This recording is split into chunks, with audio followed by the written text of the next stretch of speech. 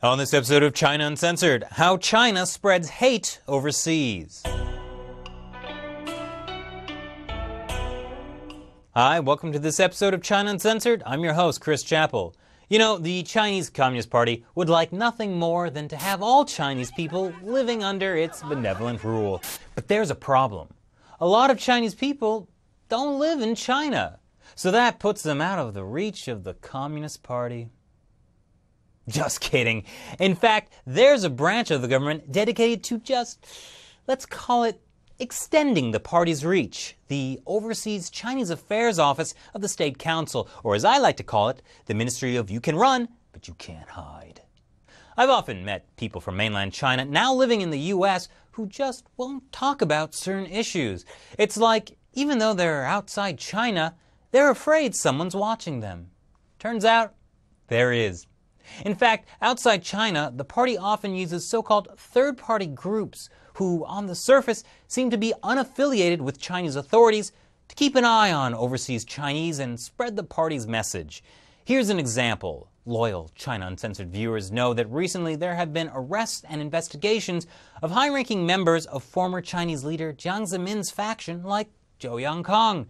These are people who made their fortunes and amassed incredible power from Jiang's persecution of the Falun Gong spiritual practice. So now that they're gone, shouldn't things be getting better for Falun Gong? Well, it turns out, at least internationally, things are getting worse. This is what was going on in Taiwan earlier this month.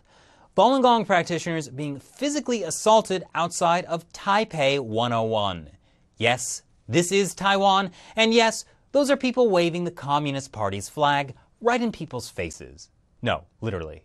They call themselves the Concentric Patriotism Association of the Republic of China, even though they're waving the flag of the country that has vowed to conquer the Republic of China, aka Taiwan, by force if necessary. And when shouting slogans like, "Long live the Communist Party," and singing propaganda songs like, "There is no new China without the Communist Party," you've got to wonder who's funding these guys. They also were taking photos of Falun Gong founder Li Hongzhi and smacking it with a toilet plunger. These are adults. Maybe instead of using the plunger on pictures of Li Hongzhi, they should use it to clean up after all those mainland kids whose parents are letting them pee and poo everywhere. Now, this group has been active for years, but this is definitely a recent escalation. According to the association's constitution, their goal is the unification of Taiwan with the mainland, and apparently, Falun Gong practitioners are poisoning that relationship. The 10,000 students of the Sunflower Revolution who protested that Taiwan-China trade pact? Totally Falun Gong's fault. It's not just Taiwan that's seeing more anti-Falun Gong activity following the downfall of Zhou Yongkang. Things have been getting dicey right here in New York City. Since the official announcement that Zhou was under investigation, a group called the Chinese Anti-Cult World Alliance has been doggedly tagging Falun Gong activities in the city. So when I heard about this group, obviously my first thought was, I gotta check them out. Just a few feet away from where Falun Gong practitioners have set up booths to hand out flyers talking about the persecution they face in China, the Anti-Cult Alliance has set up their own booths to hand out flyers smearing Falun Gong. That guy gave me one in English, where I learned it's a bizarre cult and anyone who dabbles in Falun Gong nonsense automatically loses any claim to Italian heritage. What? And it's strange. No one would say why they were doing this. They were clear, though, that they were definitely not getting paid by anyone. Definitely not.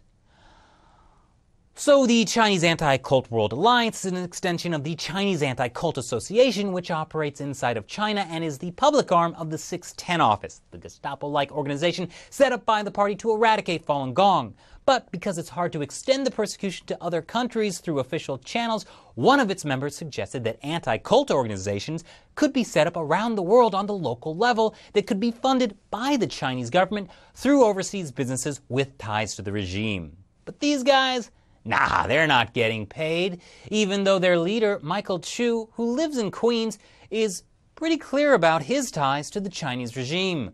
For one, his business card says he's the director of the China Overseas Exchange Association, which is part of, wait for it, that Overseas Chinese Affairs Office. It also says he's VP of the New York Association for Peaceful Unification of China. That's a branch of the United Front Work Department and answers to the highest levels of the party leadership. Oh, did I mention both the Overseas Chinese Affairs Office and the United Front Work Department have been accused of foreign espionage? Hong Kong has their version too, the Hong Kong Youth Care Association, that has been extra active since rumors of Zhou's house arrest swirled at the beginning of this year. But they don't rub flags in people's faces, just their feet. And again, this all goes back to Zhou Yongkang. According to Amnesty International, in December 2007, Zhou delivered a speech about the need for social stability and that we must strike hard at hostile forces at home and abroad. One of those hostile foreign forces he mentioned was Falun Gong.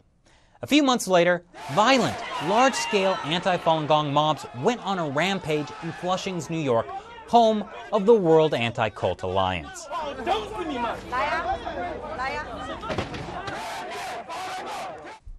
Very interesting. Sources in Flushing told the Epoch Times that Zhou even sent a Daring to Struggle award to one of the major players in the attacks.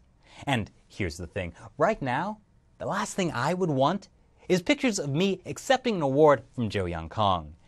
He's going down, and everyone close to him is going along for the ride.